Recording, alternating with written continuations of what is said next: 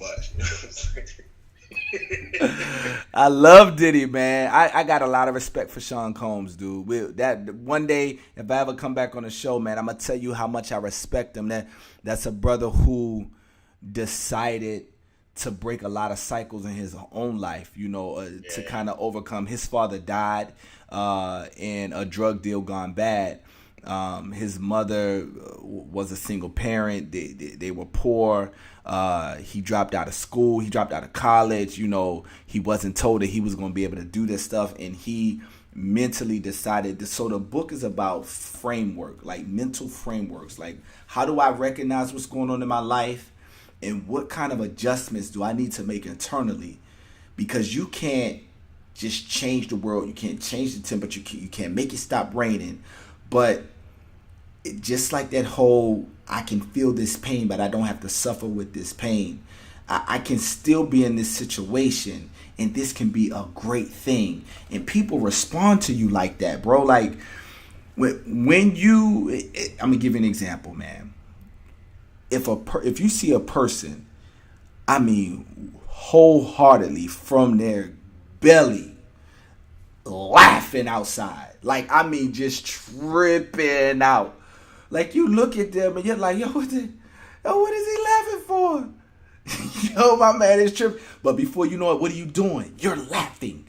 Because when yeah, somebody does something from their soul that's authentic, it's contagious, and it creates mirrors. But the thing that we don't realize, James, is that that's not just germane to laughing. That's not just something that happens because somebody laughs. It happens because somebody is who they are.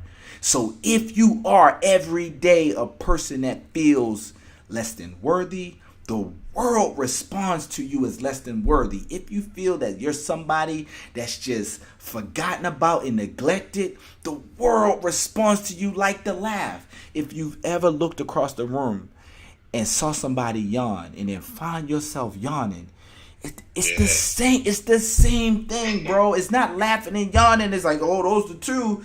Those are the things that we can just easily digest. And so what Sean Combs did, what P. Diddy has done, is what I am trying to do, is what I put into this book.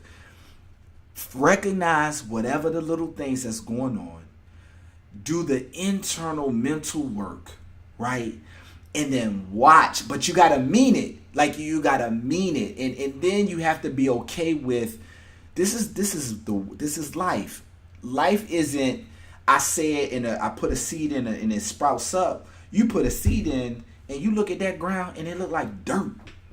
And you come back Yeah. tomorrow and it looks like dirt.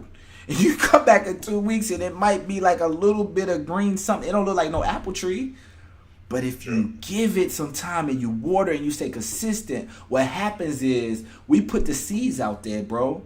And then we don't see no apple tree and we throw deuces. Like, man, let me go back, get my Apple Jacks. You know what I mean? Let me get some product. You know what I mean? We go back to what we Yeah. know. I'm literally, dog, I mean this from my heart. I am trying to recreate laughter around me. I'm trying to recreate openness around me. I'm trying to recreate opportunity. I'm trying to recreate growth. But the way you do it is that you have to really yawn. You can't fake yawn and then look out your eye and see somebody yawning. That don't never work. You can't fake laugh. Fake laughing is annoying. Like, what are you doing? Yeah. But real laughing is contagious. So anyway, I respect Sean Combs a lot for that, man. I want to do that in my own world. It's part of the major reason why I wrote the book. And you gonna get there, man. I tell you, I think a brother as passionate as you got a good message. It's